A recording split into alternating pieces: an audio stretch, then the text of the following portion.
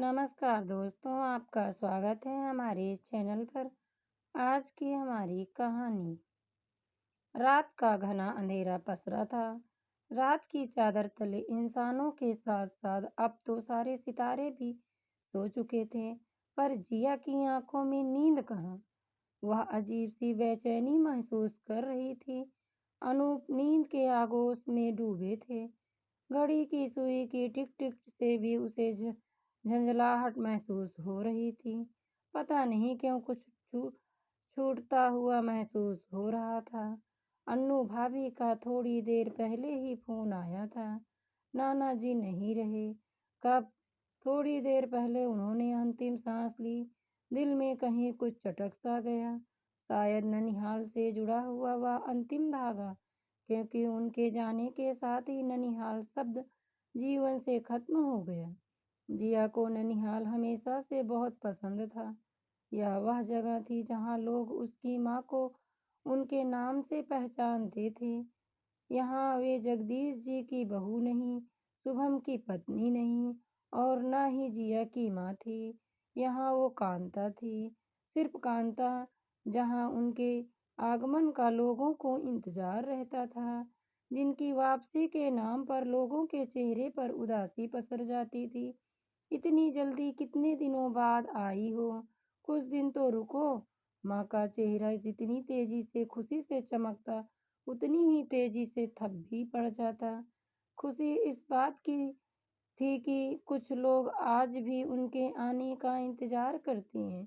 गम इस बात का कि दूसरे ही पल इस बात का इजहार कर देता है कि अब वह पराई हो चुकी है। सिर्फ अपनों के लिए ही नहीं, इस शहर के लिए भी। क्या सोचा है आपने, कब चलेंगी? उनकी बहू कह रही थी। बीमार चल रहे थे। सबका इंतजार करेंगे तो कैसे चलेगा? मिट्टी खराब हो जाएगी।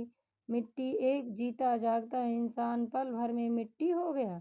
महीनों तक गर्मी की छुट्टियों का इंतजार करने वाले नाना जी को आखिरी बार देखना भी संभव न होगा। माँ के जाने के बाद उन्होंने ही तो सहेजा था हम दोनों भाई बहनों को। माँ जब इस दुनिया से गई बच्चे नहीं थे हम, पर प्यार के दो मीठे बोल, ममता भरा हाथ तो हर उम्र में चाहिए होता है। माँ बहुत कष्ट में थी। हर बार की कीमियोथेरेपी निराशा की ओर धकेल रही थी। डॉक्टर हर बार कहते अब वे ठीक हैं, पर माँ जानती थी सब कुछ ठीक नहीं है। डॉक्टर से मिलने के बाद पापा हमेशा हम भाई बहन के सामने मुस्कुराने का प्रयत्न करते। सब कुछ ठीक है, चिंता की कोई बात नहीं है। पर हर बार पापा के माथे की लकीरों को अनपढ़ माँ न जाने कैसे पढ़ लेती थी। आज सोचती हूँ तो लगता है पापा के लिए कितना मुश्किल रहा होगा सब कुछ।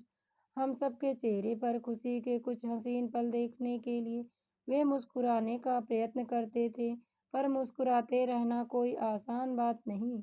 बहुत दर्द से गुजरती थी उनकी वह हंसी हम सबके चेहरे पर खुशी के चंद लम्हे देखने के लिए। जिया को आज वह दिन बार बार याद आ रहा था। माँ का शरीर कैंसर से दिनों दिन कमजोर होता जा रहा था, पर उससे ज्यादा कमजोर होती जा रही थी उनके जीने की इच्छा शक्ति। पर न जाने क्यों मायके की दहलीज उन्हें बार बार खींच रही थी।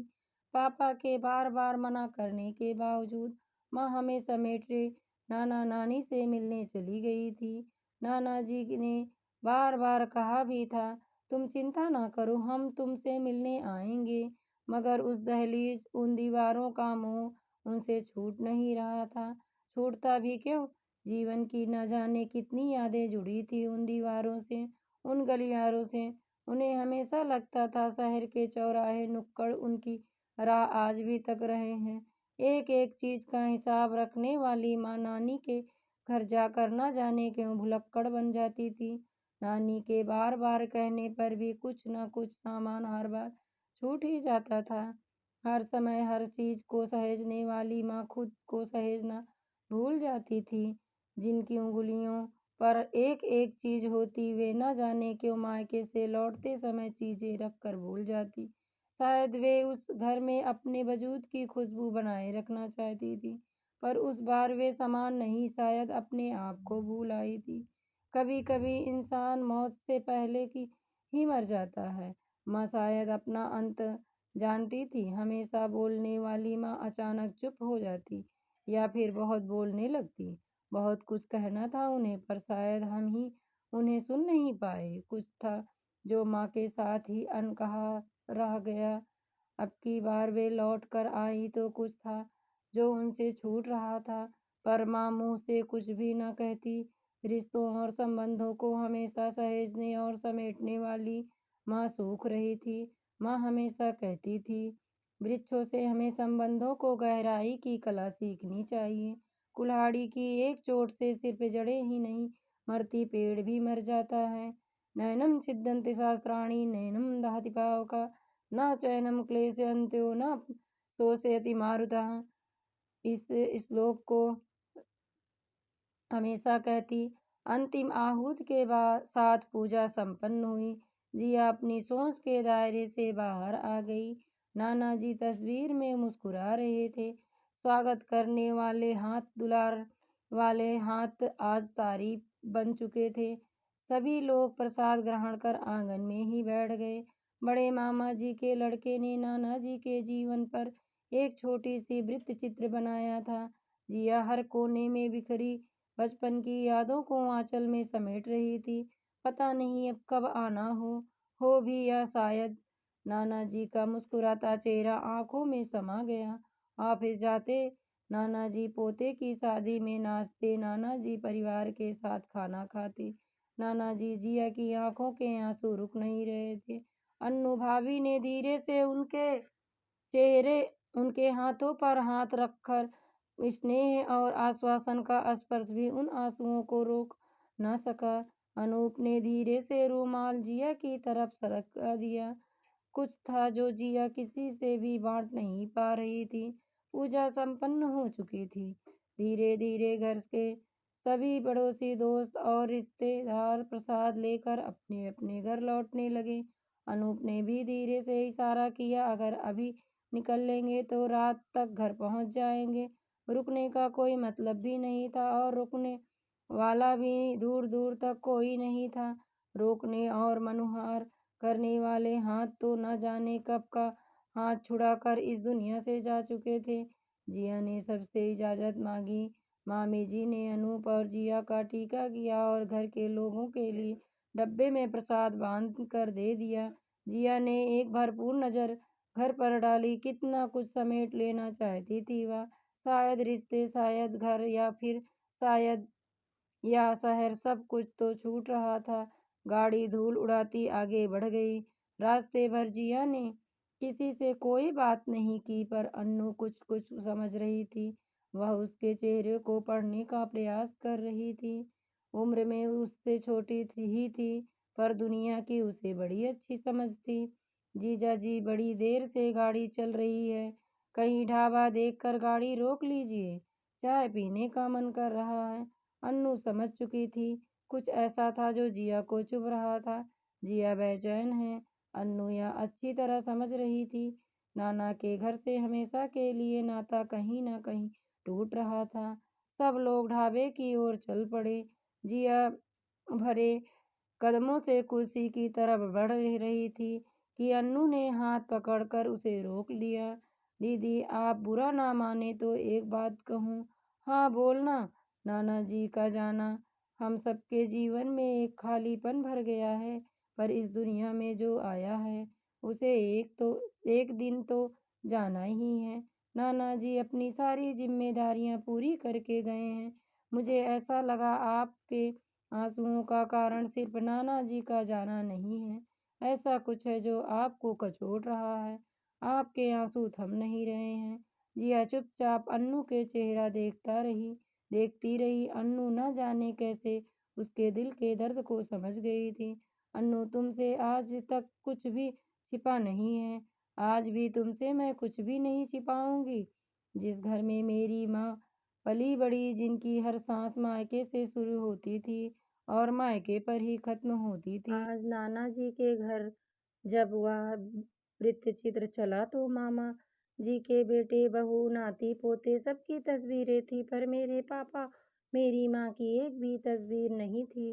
नाना जी की संतान मेरी माँ उस घर की बेटी भी थी, किसी की बहन, किसी की बुआ भी थी। आज न जाने क्यों मुझे यह महसूस हुआ, माँ का वजूद उनकी मृत्यु के साथ ही खत्म नहीं हुआ, बल्कि उस घर में तो उनका अस्तित्व कब का खत्म हो चुका था। माँ से जुड़ा हुआ यह नाता शायद उसी दिन खत्म हो गया था, जिस दिन माँ मरी, पर इसका एहसास मुझे आज हुआ।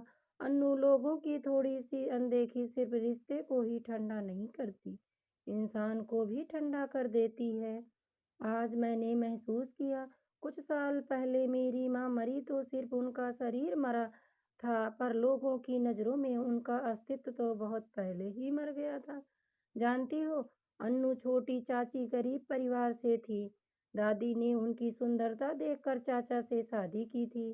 माँ बताती थी, चाची के मायके वाले इस रिश्ते के लिए तैयार नहीं हो रहे थे, क्योंकि उन्हें लगता था जीवन भर वे इतने संपन्न परिवार के साथ अपने कर्तव्यों का निर्वाह नहीं कर पाएंगे। कर्तव्य कर्तव्य मतलब लेन देन।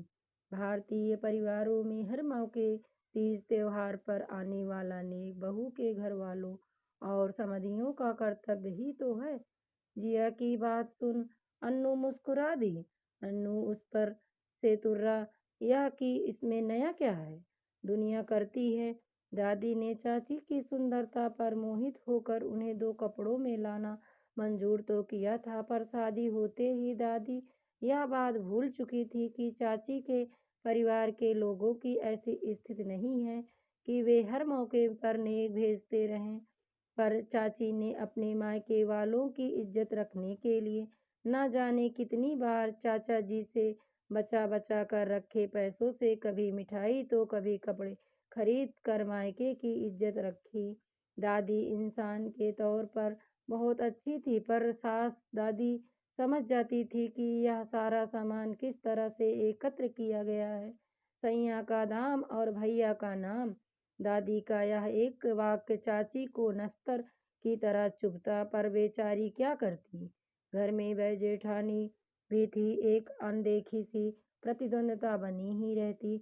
आश्चर्य की बात, यह प्रतिद्वंद्विता उन दोनों के मन में कभी नहीं उपजती।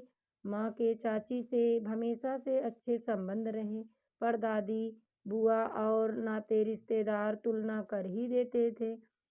एक बार चाची ने मन की गांठों को माँ के सामने खोल कर रख दिया था। उन्होंने रोते रोते माँ को बताया था कि भाई भाभी के आने के बाद बिल्कुल ही बदल गए हैं, पर मायके की इज्जत रखने के लिए मन पर पत्थर रख कर वहाँ जाना ही पड़ता है। औरत का जीवन कभी ससुराल में मायके की इज्जत रखने, तो कभी मायके में ससुराल की इज्जत रखने में ही बीत जाता है। माँ अच्छी तरह से समझती थी कि विदाई में मिली चाची की साड़ियाँ उनकी खुद की खरीदी हुई होती है, पर आज समझ में आता है, कहीं न कहीं माँ भी तो मायके की इज्जत ही रख रही थी। नाना नानी अपनी सामर्थ्य अनुसार सब कुछ कह ही रहे थे, पर आज मामा के परिवार का व्यवहार देखकर यह महसूस हुआ कि मायके की दहलीज माँ के हाथ से कब की निकल चुकी थी। जिस परिवार के पास नाना के परिवार के नाम पर उनकी बेटी और उनकी उसके परिवार की एक तस्वीर भी उपलब्ध न हो सकी, वह भला माँ से जुड़े हुए रिश्तों की क्या कद्र करेगा। माँ बस नाना नानी का मुंह देखकर आती जाती रही, शायद ससुराल में मायके का सम्मान बचाए रखने के लिए। अन्नू जिया के चेहरे को देख रही थी, और अन्नू आसमान में बिखरे उन बादलों के बीच डूबते सूरज को। रिश्तों की भीड़ में आज एक रिश्ता कहीं डूब गया था। दोस्तों, ये थी माँ से मायका कहानी। आपको कैसी लगी कमेंट में बताएं, और वीडियो को लाइक, शेयर और चैनल को सब्सक्राइब करें। धन्यवाद दोस्तों।